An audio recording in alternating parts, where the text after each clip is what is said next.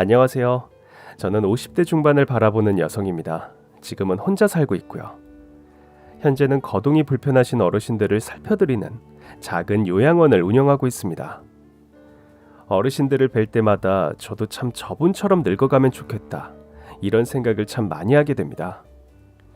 어르신들이 살아오신 이야기를 듣고 있으면 제 나이 때 참 고생도 많이 하신 이야기, 자식 이야기, 시댁 이야기, 모두 꼭 제 이야기 같아서 공감도 많이 되고 그분들의 삶을 제가 조금이나마 토닥여 드릴 수 있는 그런 사람이 되고 싶었습니다. 사실 전 어렸을 때 일찍 부모님을 여의고 어머니, 아버지라고 부를 수 있는 사람이 시어르신들밖에 없었습니다. 그런데 어르신들이 하는 이야기를 들어보면 늘 후회와 한탄을 많이 하십니다.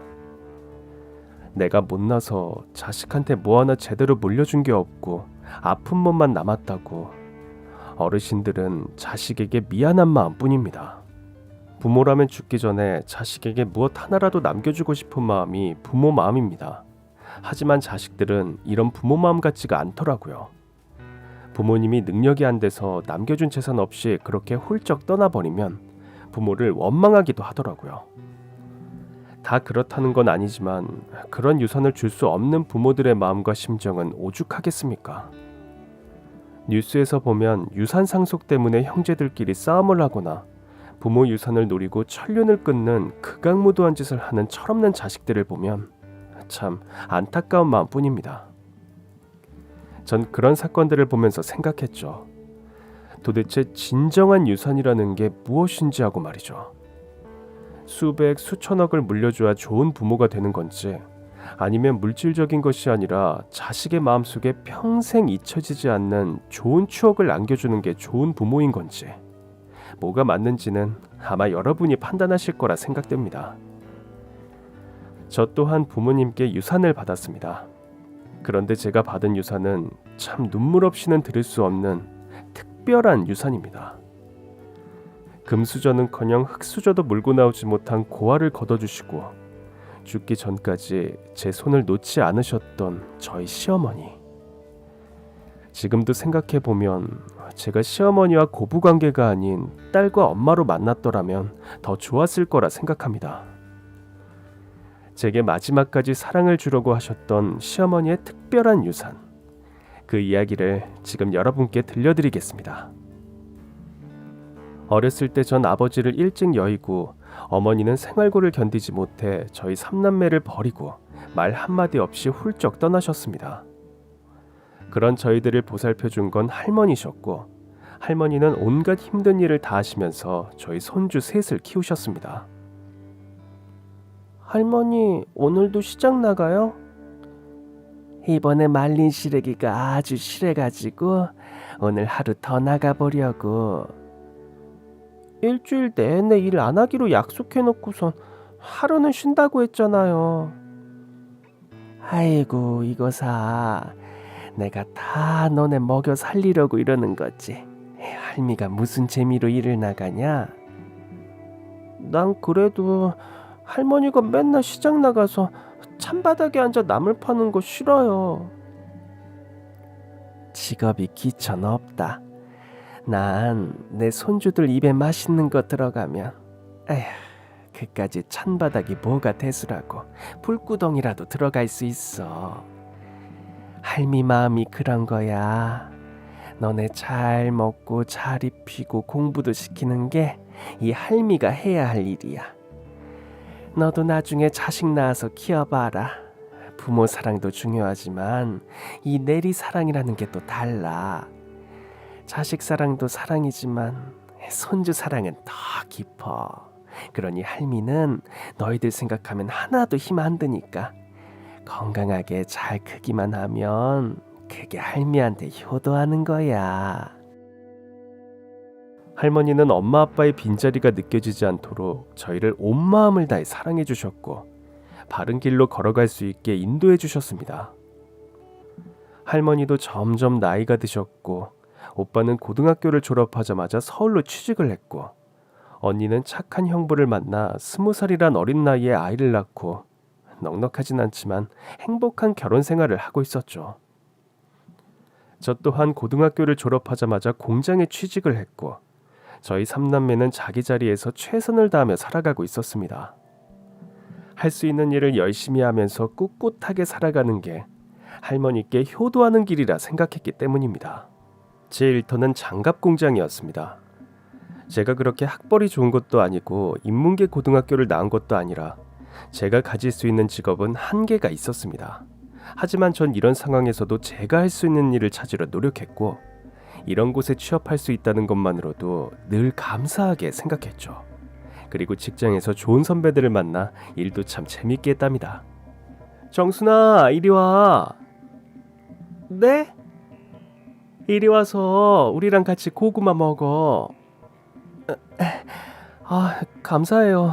오늘은 제가 간식 당번인데 아침에 깜빡했어요. 당번 그런 게 어딨어. 그냥 맛있는 거 있으면 나눠 먹는 거지. 감사합니다. 잘 먹을게요. 참, 그 소식 들었어? 우리 공장 엄청 큰 회사에 팔려간대. 그러면 우리 일자리는 어떻게 되는 거야? 우리 잘리는 거야? 사장이라는 사람이 여기서 일하는 직원들 그대로 같이 가겠다고 말했대. 장갑 공장이 그래도 잘 돌아가니까. 그분 참 대단하신 것 같아요. 보통은 다른 공장 인수하면 정리해고 들어가는데. 야, 그래도 우리 공장 매출은 좋잖아. 그 사람이 하는 사업에 비하면 세 발에 피겠지만. 그래도 참 좋으신 분 같아요. 그래, 우리 밥줄 안 끊어진 게 어디야. 안 쫓아보낸 것만 해도 감사하게 생각해야지. 우리가 그 사람 볼 일은 없겠지만. 전 저희 공장이 큰 회사가 인수했다는 소식을 들었고 어디에 인수되던 간에 전 제 직장을 잃지 않고 다닐 수 있다는 것에 아주 감사했습니다.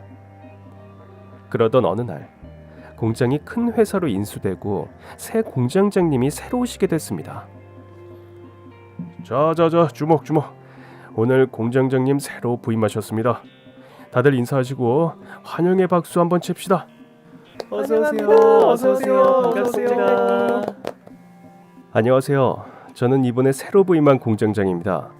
잘 부탁드리고 상하 구분 없이 그냥 같은 동료라 생각하시고 많이 가르쳐 주십시오. 감사합니다. 새로운 공장장은 외모도 굉장히 훤칠했고 말하는 것도 자신감 넘쳐 보이는 사람 같았습니다. 전 그 사람을 보면서 생각했죠. 저 사람의 아내 되는 사람은 참 행복하겠다.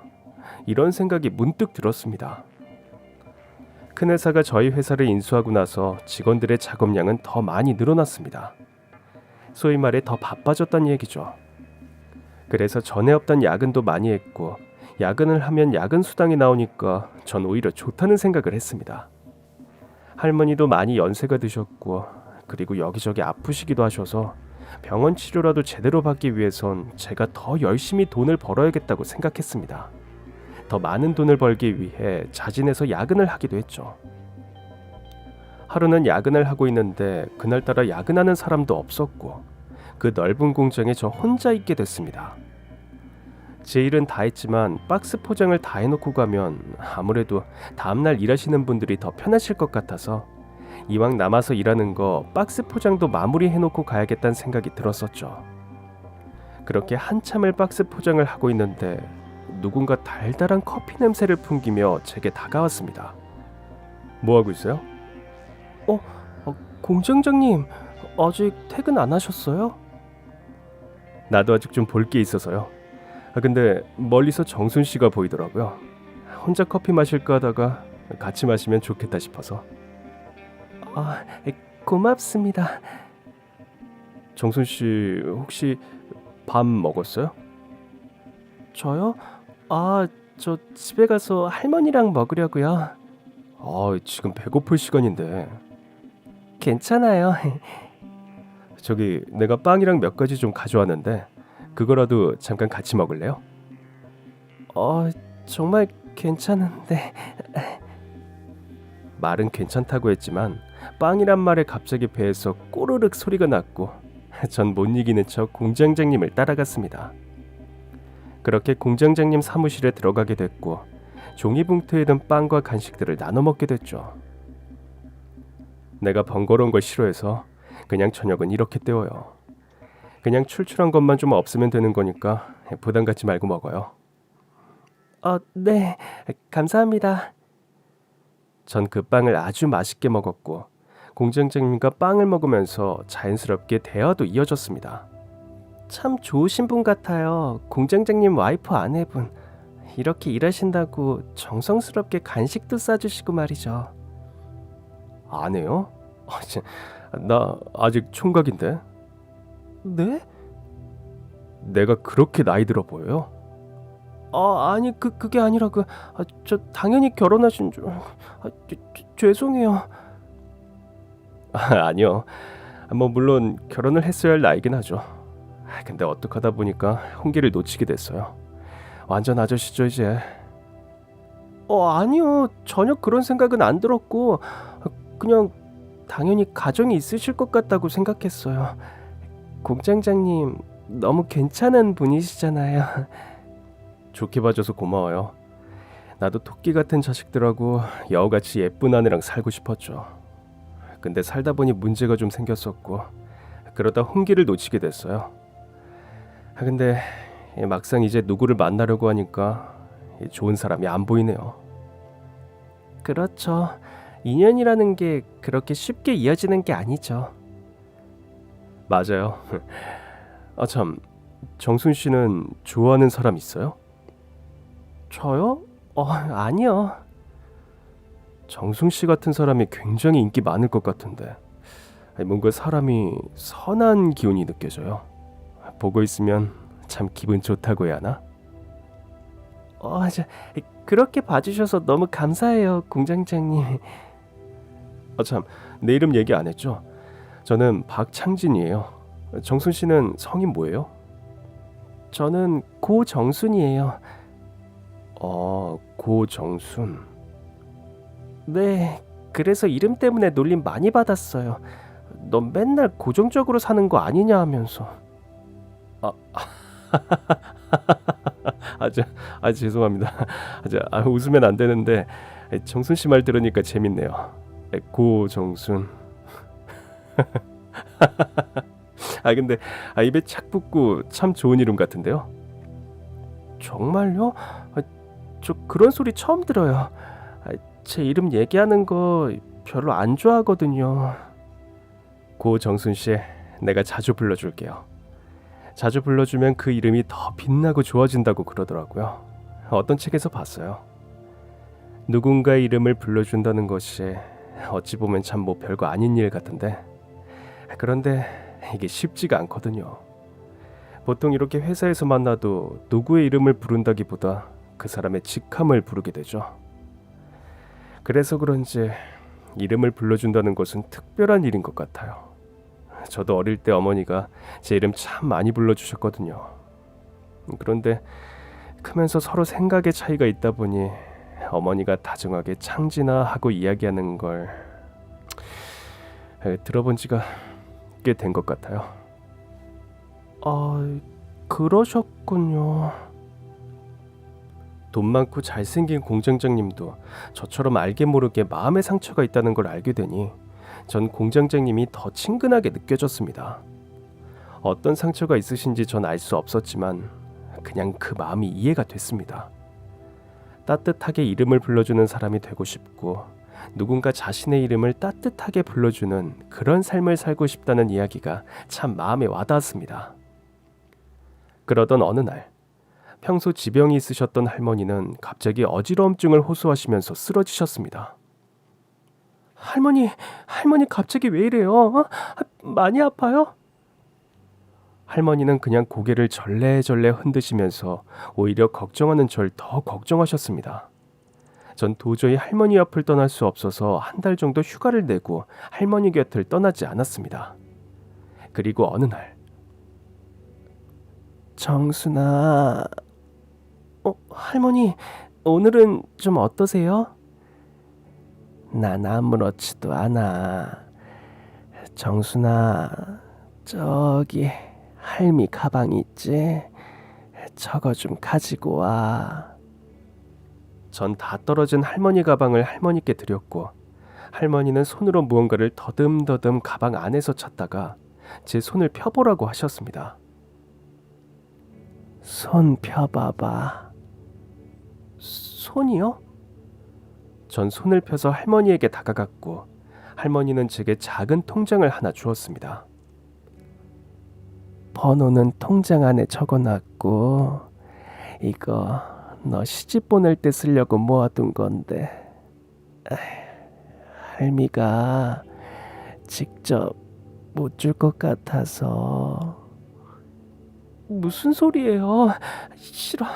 나 시집 가면 할머니가 직접 줘요. 지금 받기 싫어. 싫다고. 할미가 미리 주는 거야.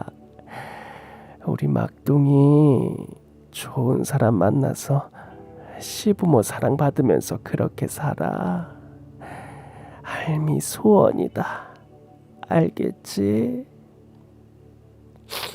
그런 이상한 말 그만해요, 할머니. 할머니가 제 손에 통장을 쥐어주신 그날 밤, 할머니는 아주 조용히 생을 마감하셨습니다. 할머니, 나 할머니 없이 어떻게 살아? 할머니. 삼남매 중 할머니는 유독 제게 더 특별하셨습니다. 언니 오빠와 달리 전 할머니와 정말 꼭 붙어 지냈었고 할머니에게 참 예쁨 받는 손녀였습니다. 전 그렇게 세상을 잃은 듯한 슬픔에 빠져 할머니의 장례를 치렀습니다. 이제 난 어떻게 살아야 되나, 누굴 믿고 살아야 되나, 그 절망감에서 헤어날 수가 없었고 아무런 삶의 의미도 의욕도 없었습니다. 그만큼 할머니는 제게 너무나도 소중한 사람이었거든요. 언니는 조카 때문에 잠시 집에 다녀온다고 했고 오빤 밤새 장례식장을 지키느라 너무 무리했던 나머지 조금 제가 쉬다 오라고 이야기를 했습니다. 그리고 새벽에 홀로 할머니 영정사진을 보면서 멍하니 앉아있는데 누군가가 장례식장으로 찾아왔습니다. 상심이 크죠? 전 공장장님을 보자마자 전 꾹꾹 참았던 눈물을 다 토해버렸고 나 이렇게 힘들었다고, 나 지금 너무 슬프다고 공장장님 품에 안기다 보니 정말 마음속에 있던 슬픔이 멈추질 않았습니다. 이런 제 모습에 놀라실 수도 있었을 텐데 공장장님은 그런 절 다독여 주셨습니다. 정순씨 참 나쁘다. 네? 정순씨 나쁘다고. 왜 자꾸 날 신경 쓰이게 만들지? 네? 무슨 말씀이세요? 왜 자꾸 당신이 내 눈에 밟히는지 모르겠어. 당신이 자꾸 생각나고 보고 싶고 궁금하고 자꾸 그런단 말이야. 전 처음에 이게 무슨 말인가 한참을 생각했습니다. 하지만 공장장님의 마지막 말이 제 마음을 심쿵하게 만들었습니다. 이제 나한테 기대어. 응? 내가 정순씨 지켜줘야겠어. 그럴 사람 나밖에 없어. 그리고 내가 그러고 싶어. 그 말을 듣고 전 이게 꿈인가 생신가 싶었습니다. 그런 거 있잖아요. 감히 범접할 수 없는 누군가가 내 손을 잡고 내 눈을 마주치며 자신의 마음을 고백한다는 거. 이건 정말 기적 아닌가요? 그 어떤 위로보다 공장장님의 위로는 제게 큰 힘이 되었고 할머니가 돌아가신 이후 공장장님은 저와 정식으로 교제를 시작했습니다. 창진 오빠가 저에게 참 많은 힘이 됐어요. 힘이 많이 됐다니 다행이네. 앞으로는 나만 믿고 따라할 수 있겠어? 우리 이제 살아가는 사이잖아. 정순이 지켜줄 사람은 이제 나밖에 없다. 그거 알지? 전 그의 말이 너무 고마웠고 제게도 이제 저만 생각해주는 누군가가 있다는 사실에 매일매일이 행복했습니다. 그런데 전 공장장이었던 그의 실체를 우연히 알게 됐습니다. 얘들아, 완전 이건 빅뉴스야. 공장장이 글쎄 우리 회사 인수한 사장이래. 창진건설. 창진건설? 진짜 창진건설 사장이라고? 말도 안 돼. 창진건설이 유건그룹 회장 거잖아. 유건그룹 회장이 자기 아들한테 창진건설을 줬고, 그럼 공장장이 유건그룹 회장 아들이라고? 근데 왜 이런 장갑 공장에 공장장으로 온 거야? 일 배우려고 왔대. 사람 마인드가 참 괜찮지 않니? 그 사람 아직 청각이라던데? 와, 그런데 그렇게 잘난 사람이 왜 아직 결혼을 안 했대? 모르지 뭐. 눈이 하늘 끝까지 다 있겠지. 전 점심을 먹다 갑자기 체하는 줄 알았습니다. 공장장님이 우리 회사를 인수한 건설회사 사장이라니. 전 정말 믿을 수가 없었고 이걸 어떻게 확인해야 될지 정말 막막했습니다. 하지만 확인해야 할 건 확인하고 해야 할 것 같아서 공장장님을 만났습니다. 전 그냥 오르지도 못할 나무 쳐다보지도 말자는 심정으로 공장장님께 이 사실을 다 알게 됐다는 걸 말하고 이별을 고하려고 했습니다. 오빠, 아니, 공장장님, 왜 저한테 숨기셨어요? 미리 말 못해서 미안한데 그게 뭐가 중요해? 공장장님, 전 공장장님이 공장장님인 것만으로도 저한테 굉장히 과분한 분이라고 생각했어요.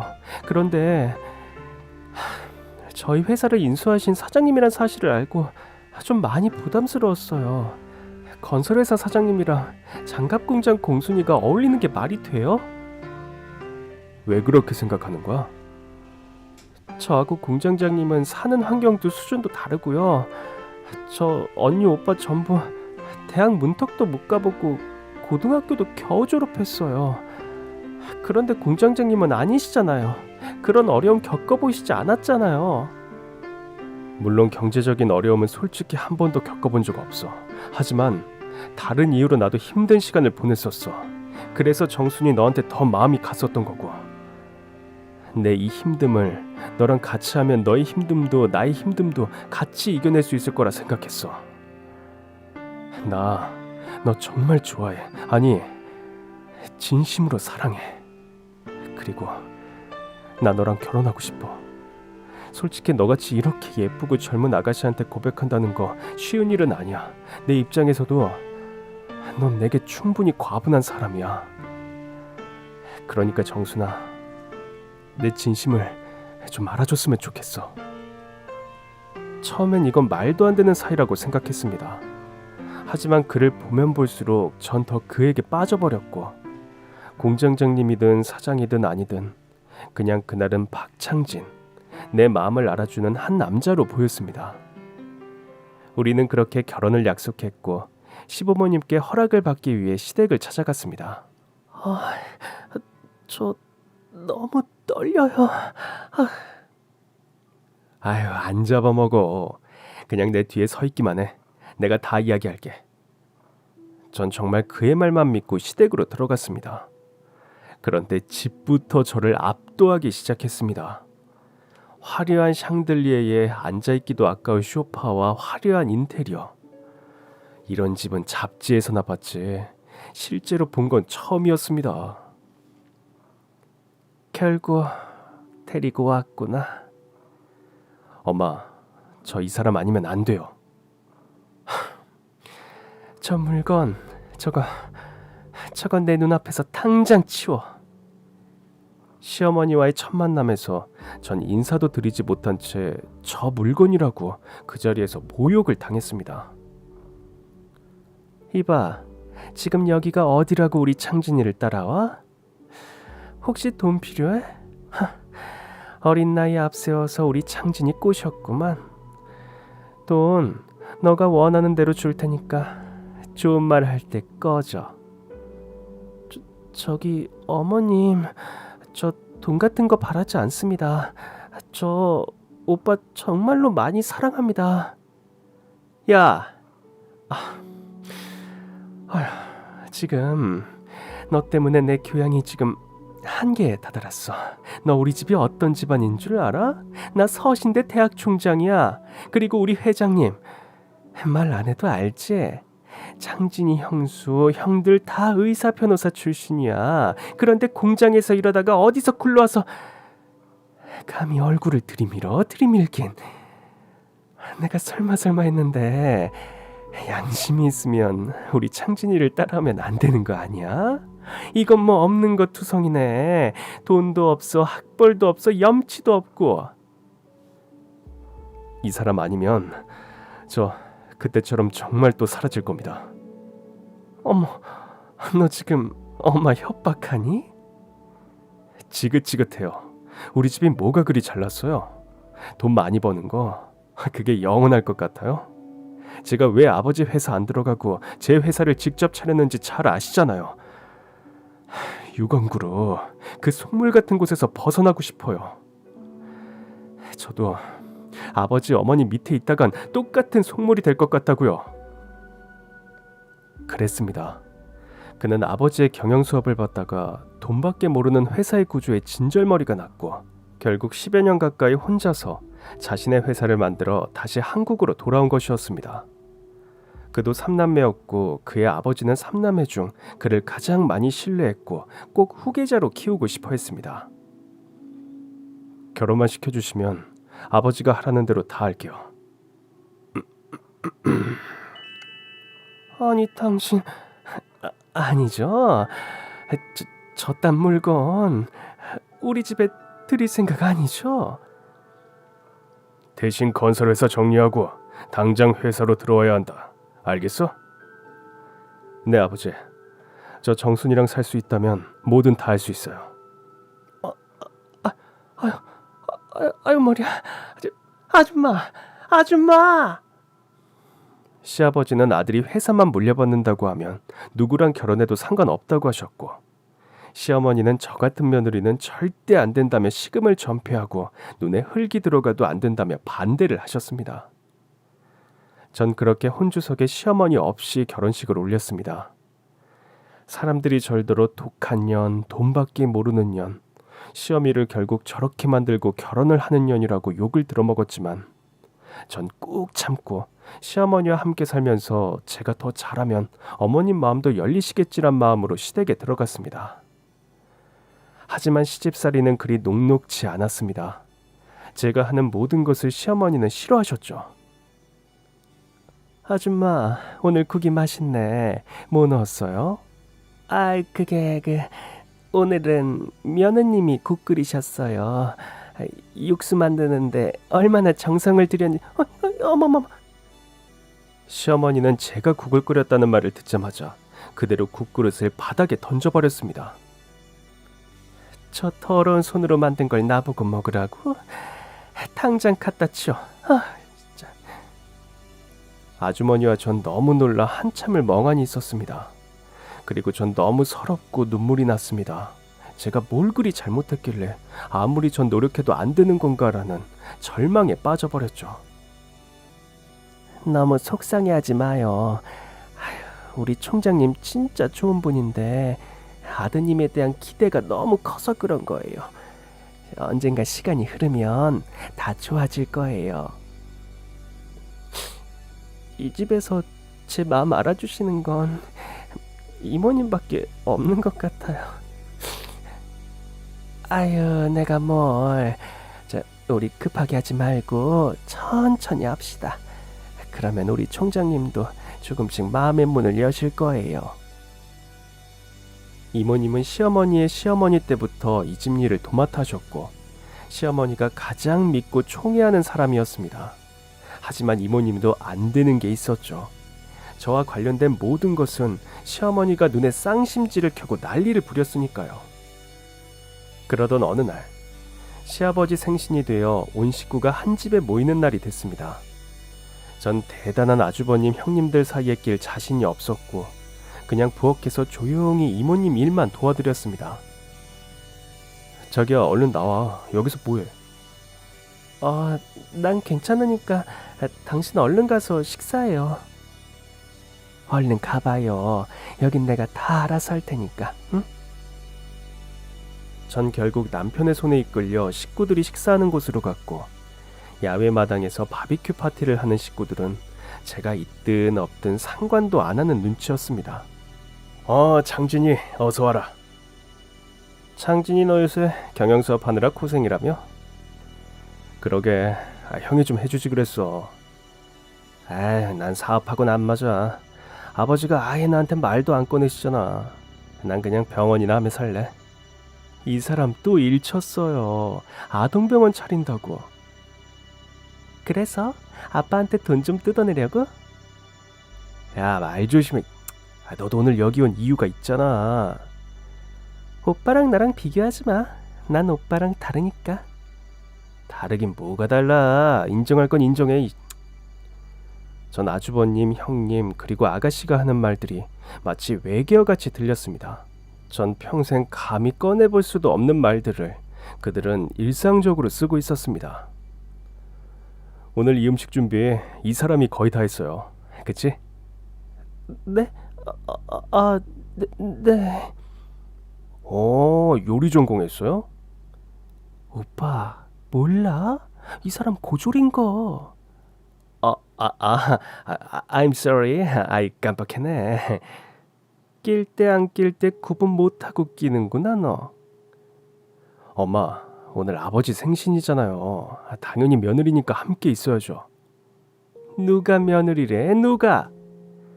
아휴, 제발 오늘만큼은 조용히들 하자. 어? 자, 다들 건강하고 하는 일 열심히 하고 오늘 이렇게 다들 모여줘서 고맙다. 아빠 생신 축하해요. 아버지 만수무강하옵소서. 아버님 오래오래 건강하게 사세요. 전 잘 몰랐지만 다들 진심이 아닌 말들을 쏟아내는 것 같았습니다. 그리고 그 자리에 모인 모두가 그걸 서로 너무나 잘 알고 있었고요. 모두 태어날 때부터 금수저를 물고 태어난 터라 아무리 가족이라 해도 장갑 공장에서 일하던 저랑은 말도 잘 섞지 않았습니다. 남편은 그런 저를 보며 항상 미안해했고 저 또한 너무 속상하긴 했지만 점점 이 집안 분위기에 익숙해져 갔습니다. 매일매일 시어머니 기분 체크를 하며 오늘은 어떻게 하면 구박을 안 받을까? 아침마다 생각하고 또 생각하며 시어머니가 계신 1층으로 내려갔죠. 시어머니는 대학 총장이라 그런지 매일 책을 손에서 놓지 않으셨습니다. 시어머니가 어떤 분인지 저도 나중에 기사를 통해 알게 됐는데 어려운 학생들도 많이 도우셨고 여성 인권에 대해 앞장서서 대한민국 여성들의 권리를 찾는 일에도 일조를 하셨죠. 그런데 며느리한테는 그 어떤 동정도 권리도 찾아주질 않으셨습니다. 그냥 정 막내 아들이 아버지 회사를 물려받기 위해 어쩔 수 없이 데려온 사람이라고 생각하셨죠. 아주머니, 아주머니. 네, 총장님. 내일 딸내미 졸업이죠? 자, 이거. 아니, 저번에 아들 졸업 때도 너무 과분하게 주셨는데, 과분하긴. 아줌마랑 나랑 몇 년이야. 나 이 집에서 믿을 사람 아줌마밖에 없어요. 감사합니다, 총장님. 아줌마가 있어서 내가 이렇게 일을 할 수 있는 거고 회장님 등살에도 내가 견뎌내는 거지. 무슨 말씀을요. 총장님이 얼마나 훌륭하신 분인데. 그래봤자 유건그룹 회장 마누라일 뿐이지. 여튼 딸내미랑 좋은 시간 보내고 와요. 그날은 일일 도우미 쓰던지 할 테니까. 저기 총장님, 작은 사모님 계신데 굳이 그러실 필요가. 아주머니, 난 제가 너무 싫어요. 그러니까 제 앞에서 저 물건 이야기 절대 꺼내지 마세요. 알겠어요? 시어머니는 그렇게 총애하는 이모님이지만 이모님이 제 편을 조금이라도 들려고 하면 아예 얼굴이 싹 바뀌셨습니다. 전 그런 이모님을 보면 늘 죄송했습니다. 어머님도 아까 말씀하셨지만 저도 이모님 안 계셨으면 이 집에서 못 살았을 것 같아요. 무슨 소리예요? 내가 천천히 하자고 했죠? 분명히 총장님이 우리 작은 사모님 마음 알아주는 날이 올 거예요. 전 사실 그런 날은 절대 오지 않으리라 믿었습니다. 정말 하늘이 두 쪽 나도 그런 일은 절대 없다고 말이죠. 하지만 사람 인생은 모르는 일이라고 그렇게 잘 나가던 시댁에 어둠의 그림자가 드리워졌습니다. 뭐라고요? 그게 무슨 말이야? 이번에 정부에서 아주 회장님을 정조준한 것 같습니다. 유건그룹 부정부패 온선이라고. 우리 회장님이 아니 왜 우리 회장님이? 워낙 강직하셔서 그게 화근이 된 것 같습니다. 지금 회장님 어딨어? 어딨냐고? 좀 전에 검찰 조사 들어가셨습니다. 뭐요? 아줌마. 네, 총장님. 빨리 박변한테 전화해. 빨리요. 시아버지는 정권이 바뀌고 난 뒤 정부에게 미운털이 박혔고 그걸로 인해 하루아침에 최고의 사업가에서 부정부패를 저지르는 사람으로 낙인 찍혀버렸습니다. 이 소식을 듣고 모든 식구들은 집으로 소집됐고 이 사태를 해결해야 한다며 안간힘을 쓰려고 했습니다. 하지만 알아봤어? 아예 씨알도 안 먹혀. 내 인맥 총동원에도 비집고 들어갈 구멍이 없어. 아휴, 이를 어쩌니. 엄마, 이런 상황이 좀 그런데 아직 엄마 챙겨놓은 건 좀 있죠? 뭐? 아니, 그 많은 재산 다 아버지 앞으로 해둔 건 아니죠? 형, 말을 왜 그렇게 해? 지금 그게 중요해? 아, 이놈도 진짜 답답하네. 야, 아버지 지금 그대로 구치소행이야. 실형받아도 1년도 안 살고 나오실 거라고. 그때를 대비해서 뒤로 빼돌려 놔야지. 여튼 진짜 넌 세상 보는 눈이 아직도 글렀어. 오빠 말이 맞지. 엄마, 이제 까놓고 이야기해봐. 시어머니는 그 말을 한참 듣고 계시더니 얼굴이 붉어질 대로 붉어져 겨우 한마디를 하셨습니다. 나가. 나가라고. 엄마 화났어요? 엄마도 챙길 건 챙겨야죠. 나가라고 했잖아. 시어머니는 정말 불같이 화를 내시면서 아들 딸을 그렇게 내쫓으셨고 어머님은 그날 밤 아버님이 오실 거라며 거실에서 미동도 하지 않은 채 소파에 앉아 밤을 새셨습니다. 전 그런 어머님을 보면 너무 안쓰러웠고 어떻게 위로해드리면 될지 생각했습니다. 저기 이모님. 왜요? 이거 저희 할머니가 예전에 온갖 좋은 약초를 다 넣어서 만든 효소인데 이거 먹으면 떨리던 마음도 안정이 됐고 그런다고 해서. 이거 총장님 드리라고요? 네, 제가 드리면 분명히 안 드실 것 같아서요. 알겠어요. 내가 갖다 드릴게요. 전 이 상황에서 어머님 눈에 안 띄는 게 어머님을 위한 길이라고 생각하고 2층에서 조용히 숨소리도 내지 않고 아버님이 아무 일 없길 기다렸습니다. 총장님, 이거 좀 드세요. 저녁도 안 드셨잖아요. 회장님 소식은 대체 왜 없는 거야? 아휴, 진짜. 총장님, 이것 좀 드세요. 네? 예. 죄송해요, 아주머니. 제가 좀 딴 생각을 하느라고. 차 맛이 좋네. 아줌마가 담근 거예요? 맛을 보니까 시중에 파는 건 아닌 것 같은데. 다 드시면 이야기해 드릴게요. 시어머니는 제가 드린 효소차를 드시면서 마음을 가라앉히시는 것 같았습니다. 그거 작은 사모님이 주신 거예요. 뭐라고요?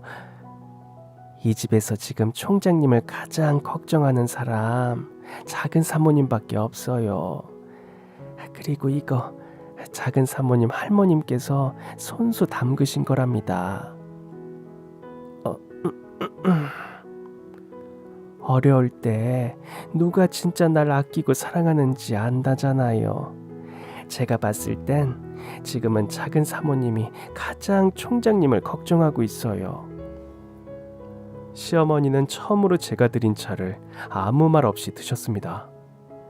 전 그게 저에게 조금이나마 마음의 문을 열어주신 거라 생각하고 어머님을 더 잘 모셔야겠다고 생각했죠. 그런데 뭐라고요? 안 돼. 시어머니는 아침 일찍 온 전화를 받고 충격을 받고 그대로 쓰러지셨고 전 급히 시어머니를 병원으로 옮겼습니다. 시어머니가 충격을 받은 이유는 시아버지가 검찰 조사를 받다가 새벽에 화장실에서 극단적인 선택을 하시고 운명하셨다는 이야기를 듣게 되셨기 때문입니다. 여보, 어떡해요?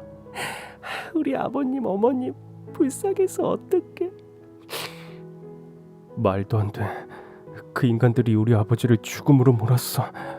어떻게 사람을... 여보, 나 잠깐 검찰에 다녀올게. 이건 절대 그냥 넘길 문제가 아니야. 그리고 엄마 좀 잘 부탁할게. 금방 올게. 남편은 그 길로 검찰로 달려갔습니다. 전 충격을 받고 잠들어 계신 어머니를 보며 이 소식을 아주버님과 시누이에게 전해야겠다고 생각했고 전화를 돌렸습니다.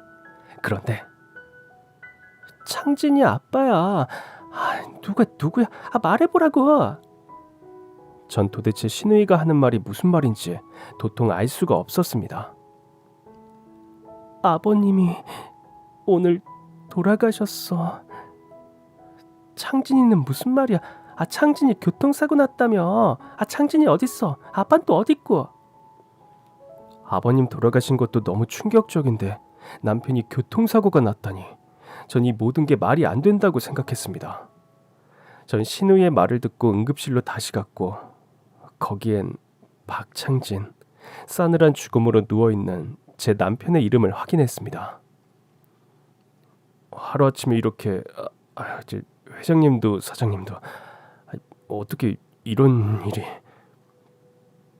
말도 안 돼... 아니죠? 우리 남편... 아니죠? 죄송합니다.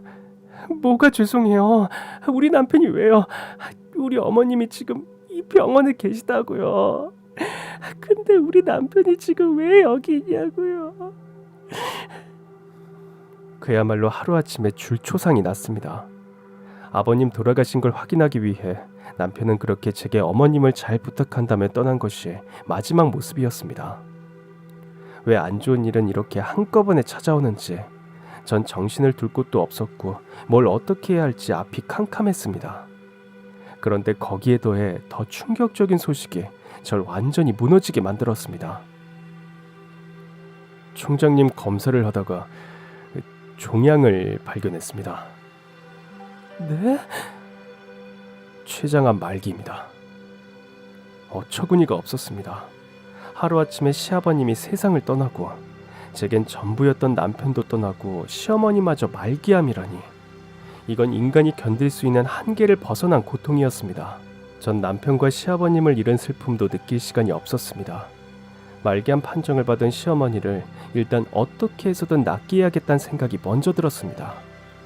아버님과 남편 소식을 듣고 아주버님과 시누이 그리고 형님이 모두 병원으로 모였고 전 처음으로 식구들에게 부탁을 했습니다. 오늘 아버님이 세상을 떠나셨고 제 남편마저 아버님을 따라 하늘나라로 갔습니다. 지금 심정은 죽을 것 같은 고통이라고밖에 말씀을 드릴 수가 없네요. 그런데 어머님마저 오늘 말기암 판정을 받으셨습니다. 췌장암이신데 치료를 잘 받으시면 1년 정도 사실 수 있다고 합니다. 저 지금 너무 무섭고 두렵습니다. 제 남편을 잃을 슬픔을 느낄 시간조차 없게 됐습니다. 그러니까 아주버님, 형님, 그리고 아가씨가 어머님을 지켜주세요. 제가 남편의 장례를 잘 치를 수 있게 제발 조금만 시간을 주세요. 식구들은 이런 제 모습을 보며 한숨만 푹푹 쉬었고 결국 아주버님이 말을 꺼냈습니다. 솔직히 부모고 형제고 하늘 가면 무슨 소용입니까? 사실 다 각자의 인생이 있는 거잖아요. 아버지 그렇게 되신 거 진짜 나도 분통이 터지지만 지금 어쩔 수가 없고 엎질러진 물이에요. 그리고 창진이도 너무 불쌍하지만 우리가 할 수 있는 게 없잖아요. 장례 잘 치르고 엄만 일단 생각을 좀 해봐야 할 것 같아요. 간병인도 있고 하니까 어머님 병원에 그냥 모셔놓으면 될 것 같은데. 얼마 못 사실 거라고 하시던데. 우리가 옆에 있어도 소용없는 거잖아. 그렇긴 하지. 그리고 그쪽도 우리 집 일 신경 그만 쓰고 살 길 찾아가세요. 솔직히 우리도 부담스러워. 전 이 인간들이 제정신인가 싶었습니다. 아버지와 자기 형제가 하루아침에 세상을 떠나고 어머니마저 말기암 판정을 받고 누워 계신데 각자 인생이니 살 길 찾아가자는 말이 미치지 않고서 할 수 있는 말이 아니라고 생각했습니다. 저기요, 오늘 두 분 아버님과 동생이 하늘나라로 갔어요. 그거 몰라요? 그런데 어떻게 그런 막말... 진짜 역겹네요. 거기 말이 좀 심하네. 우리도 슬프다고 생각해서 살 길 찾아가란 말이 역겹다고? 아유 참, 와 환장하겠네. 머리가 나빠서 그런 거야? 인정할 건 인정하고 산 사람은 살아야지. 그리고 우리 엄마는 지금 희망이 없잖아. 희망이. 그런 엄마를 붙들고 우리가 뭘 하겠냐고. 다 나가요 당장. 내가 알아서 할 거예요. 아버님 그리고 우리 남편 장례식장에 오기만 해봐요. 내가 아주 그냥 다 줄초상 나게 해줄 테니까. 더러운 것들. 전 진짜 속에 있는 말을 거침없이 해버리고 어머님 병실로 향하려는데 어머님은 이미 저희가 로비에서 하는 말을 벌써부터 다 지켜보고 계셨던 겁니다. 어머님. 엄마. 엄마. 아버지도 창진이도 너희들 없이 장례 치를 거다. 막내 말대로 장례식장에 얼씬도 하지 마라. 그리고 내가 죽어도 절대 오지 말 거라. 너희들은 이제 내 자식이 아니다. 부모가 돈도 없고 병든이 쓰레기처럼 버리려는구나. 내가 어쩌다가 너희 같은 괴물을 키웠는지 모르겠다. 그냥 다 내 죄다. 아버지가 돌아가신 것도 창진이가 떠난 것도 다 내 죄다. 너희 같은 것들을 형제라고 자식이라고 생각한 게 진짜 내 모든 것을 바쳐서라도 너희들은 내 새끼 아니라고 돌려놓고 싶다. 가거라. 니들 인생 니들 말대로 니들이 알아서 살아. 난 이제 너희 부모 노릇하는 거 이 시간 이후로 끝이다. 이 호로 자식 같은 것들아. 어머님은 엄청 단호하고 강건한 어조로 말씀하셨고 어머님의 카리스마에 아주버님과 시누이는 아무 말도 못하고 병원을 나가버렸습니다. 그리고 어머님은 제게 말씀하셨습니다. 나 집에서 지낼 거다. 죽는 날까지 병원에 있는 건 죽기보다 싫다. 가서 내 짐 좀 당장 싸거라. 아가야. 전 제 귀를 의심했습니다. 아가야라고 어머님이 분명히 절 아가라고 불러주셨습니다. 전 순간 모든 슬픔과 서름 그리고 이제 어머님에게 한 발자국 더 다가갔던 감격스러움에 만감이 교차했습니다. 장례식은 어머님과 저 이렇게 둘이서 조용히 치렀고 어머님은 모든 재산을 처분하고 시골의 작은 주택을 얻어 거기서 요양을 하셨습니다. 전 어머님 옆에서 그저 조용히 병간호를 하며 하루하루를 보냈습니다. 어머님은 제게 화도 안 내셨고 그렇다고 절 살갑게 대해주시지도 않으셨습니다. 그냥 절 아가라고만 불러주실 뿐이었죠. 말기암인지라 하루하루 어머님의 병세는 악화됐고 전 그래도 식구들이 어머님이 돌아가시기 전에 한 번은 봐야 한다고 생각했습니다. 그래서 전 식구들에게 소식을 전했고 모두 어머님을 찾아뵈러 온다고 이야기를 했습니다. 그리고 그날 밤 아가, 어머님 뭐 필요하신 거 있으세요? 아니, 그럼 물 좀 드릴까요? 아니. 어머님은 절 한참 보시더니 제 얼굴을 만지셨습니다. 내가 진짜 자식을 앞에 두고 몰랐었구나. 내가 내 뱃속으로 널 낳진 않았지만 지금 같아선 네가 내 자식이었으면 얼마나 좋았을까 그런 생각이 드는구나. 아가, 정순아, 내가 그동안 정말 미안했다. 내 욕심이 널 아프게 했고 내 이기심이 너의 그 고운 마음을 가리게 했구나. 넌 창진이가 내게 준 선물이다. 너무나 소중한 선물. 아가, 너무 고맙고 너무 미안했다. 내게 시간이 조금만 더 있었더라면 널 아끼고 사랑해줬을 텐데. 그게 너무너무 후회가 되는구나.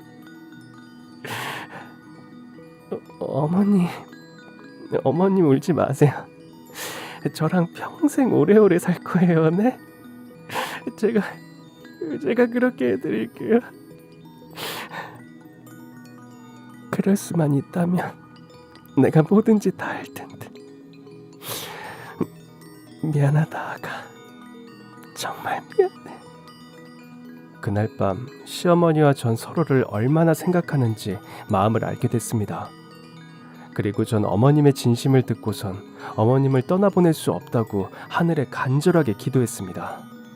제발 1년만 더, 제발 한 달만 더 어머님과 함께 있게 해달라고 말이죠.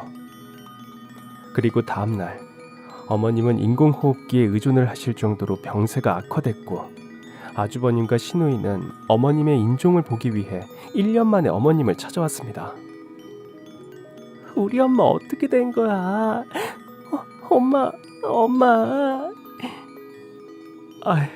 자식이 의사면 뭐해. 내 부모도 못 지키는. 엄마, 우리한테 마지막으로 하실 말씀 없어요? 그래, 엄마. 마지막으로 우리한테 하고 싶은 말 있으면 다 해봐. 어머님은 아주버님과 시누이를 보더니 고개를 절레절레 흔드셨고 저더러 오라고 손짓하셨습니다. 그리고 어머님은 제 얼굴을 가까이 대라고 손짓하셨죠. 아가야, 압구정동 12번지 압구정동 12번지 거기로 가라. 알겠지? 엄마, 뭐라는 거야? 어딜 가라는 거야? 아가, 꼭 절대 너만 가야 돼. 너만. 그렇게 어머님은 제게 알 수 없는 주소를 남기시고 숨을 거두셨습니다. 어머님은 식구들이 장례식장에 오는 걸 한사코 반대하셨지만 전 그래도 자식들이 지켜보는 가운데서 편안히 하늘로 가셨으면 하는 바람에 식구들과 함께 장례를 치렀습니다. 그리고 전 어머님이 알려주신 주소를 찾아갔습니다. 혹시나 어머님 유품이 가르쳐주신 장소에 있을지도 모른다는 생각에 꼭 찾아가야만 했습니다. 그런데 어머님이 알려주신 주소는 서울 한가운데 있는 높은 빌딩이었습니다. 전 이곳이 맞나 2번, 3번 확인했지만 어머님이 말씀하신 그 주소가 분명히 맞았습니다. 그리고 제일 꼭대기층 사무실로 올라갔습니다. 그런데 거기엔 저희 집 일을 봐주시던, 절 무척이나 아껴주시던 이모님이 계셨습니다. 더 늦게 오길 바랬는데 총장님이 이렇게 빨리 가실 줄은. 아이고. 전 이모님을 끌어안고 펑펑 울었습니다. 진정으로 어머님이 떠난 것에 대해 슬픔을 느끼는 유일한 분이라고 생각했거든요. 작은 사모님, 이거 받으세요. 총장님이 꼭 전해주라 하셨어요. 네? 이게 뭔가요? 열어보시면 알아요. 전 봉투를 하나 받았고 거기엔 한 장의 편지와 건물 증여 계약서가 들어있었습니다. 건물은 시가 1,000억이 넘는 건물이었고 이 건물의 주인은 고정순. 제 이름이 적혀 있었습니다. 전 너무 놀라 할 말을 잃었고 어머님이 남기신 것 같은 편지를 읽게 되었습니다. 아가, 내가 너한테 줄 게 이것밖에 없구나. 절대 식구들한테 알리지 말고 너 혼자만 알고 있어야 한다. 이 시애미의 마지막 부탁이라고 생각하고 꼭 지켜다오. 그리고 이 말은 꼭 하고 싶었다. 내 며느리가 돼줘서 정말 고마웠다. 전 편지를 읽자마자 그 자리에 앉아 펑펑 울었고 어머님이 떠나신 슬픔이 배가 돼 가슴이 찢어질 것 같았습니다. 그렇게 모진 시어머니가 제게 남긴 아름다운 유산. 전 어머님이 하늘로 떠나시기 마지막까지 절 생각하셨다는 것에 대해 너무 감사했고 미안했습니다. 그렇게 전 이 건물을 어머님을 생각하며 좋은 일에 써야겠다고 다짐했고 지금은 이렇게 시어머님과 같은 어르신들에게 편안한 보금자리를 드리며 살고 있답니다. 가끔 어르신들을 보면 전 눈물이 납니다. 살아계실 때 이 말을 어머님께 꼭 드리고 싶었거든요. 잠시나마 제 부모님이 돼주신 거 정말 잊지 않을게요. 어머님은 이 세상에서 유일한 제 어머니십니다. 사랑합니다, 어머님. 그럼 지금까지 제 긴 사연 들어주셔서 정말 감사합니다.